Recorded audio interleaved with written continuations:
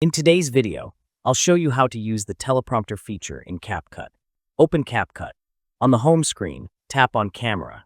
This will open the CapCut camera interface. In the top right corner, you'll see several tools. Tap the second icon.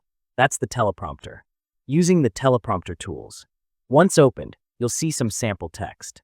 Tap to edit and paste your own script. Use the Move button to position the script anywhere on your screen.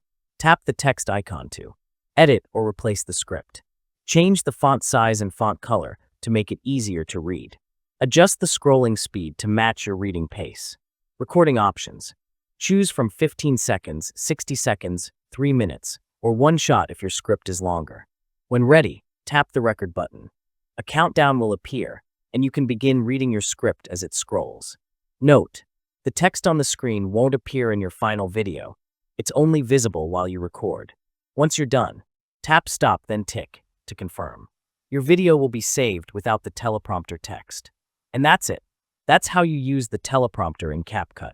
If you found this tutorial helpful, please subscribe for more videos like this.